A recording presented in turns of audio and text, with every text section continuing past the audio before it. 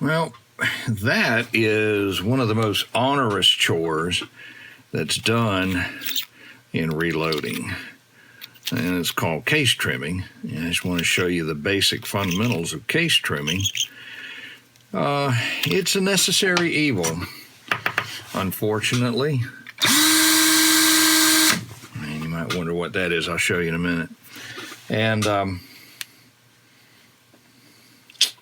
it's just something we have to do. Why do we have to do it? Well, during the process of reloading and firing cases, they get longer. And if they get too long, when they go into the chamber, they'll be pinched at the end because a bolt-action rifle has a lot of camming power. It can resize a case, basically, but it can force the case up into the mouth, into the throat area where it's pinched. And when it pinches, it'll bite the bullet, and it'll bite it so hard pressures can go out of sight, and you can wind up having a catastrophic gun failure. So you don't want to do that. This case has been lubricated where I was sizing it. So first thing I'll do is wipe it off to get the lubrication off.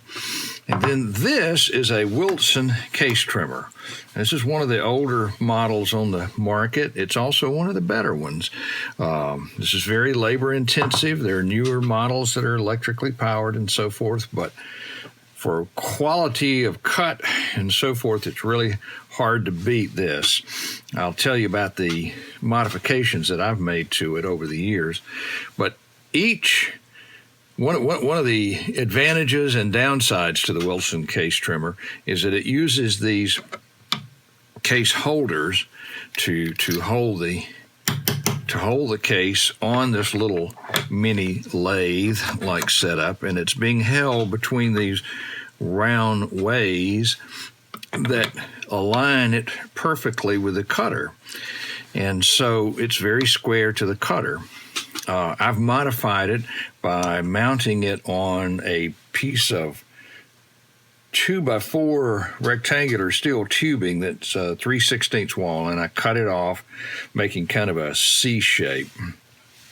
And then on top of it, mounted this little aluminum flag looking thing, this little hold down, and it's on a threaded rod that you can adjust up and down to fine tune it so that it's pressing down tightly against the case holder. Now, as I said, that's a plus and a minus. The plus is that it holds everything in absolute perfect alignment. And the minus, there we go.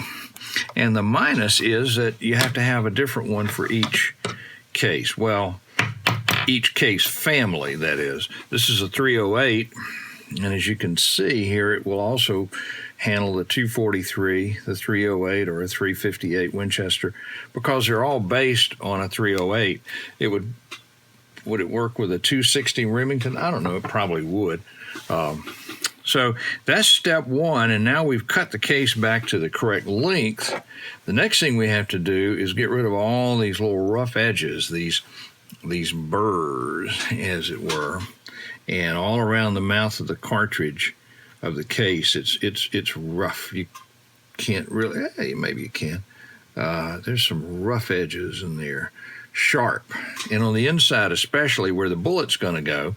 So we take this tapered cutter, also made by the L.E. Wilson Company of Kashmere, Washington, and we turn the inside, and then we turn the outside, and we get, there we go, nice and smooth.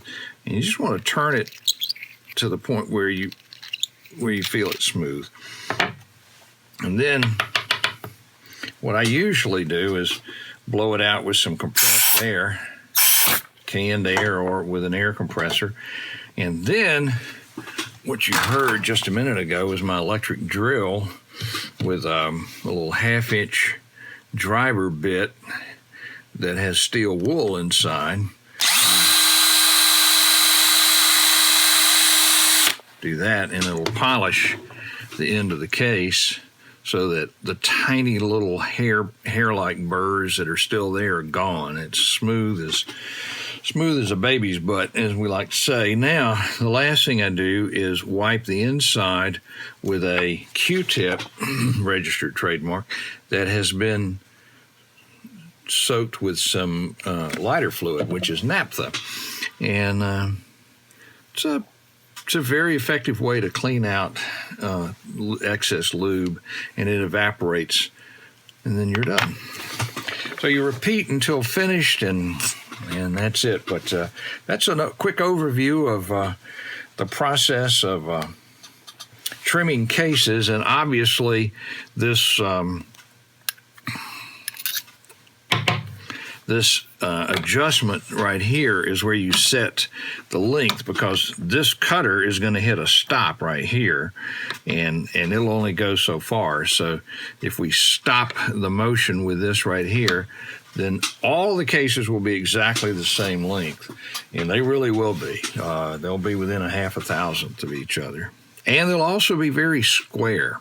The cut made by the Wilson cutter is probably amongst, if not the most square cut made, simply because of the way everything is held in alignment on this structure.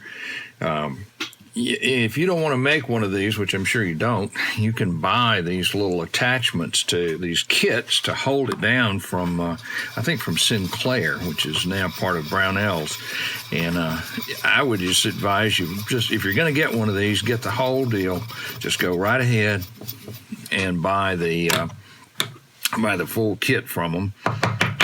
And see all the little pieces on the inside and the ragged burrs. And oh yeah, another thing too, these cutters last forever. I bought this one in 1971, and it's still just as sharp. You can now get them. This is a 45-degree cutter. I think that's what it is. Is it? No, it's not 45. It's a lot less than 45. Well, this is more like some of the newer VLDs, very low drag cutters. You can get them that have a long taper to them. And hang on here, let's do that. You know what that is by now. And it gives it supposedly a little bit smoother cut. You don't want to do much cutting here, really you don't. You're not trying to create some kind of super bevel. You're trying to get rid of the burrs, get rid of the sharp edges, and on the inside, just give it a nice smooth starting point so that bullet goes in without dragging or cutting it or tearing it and scraping the edges of it. All right, thanks for watching.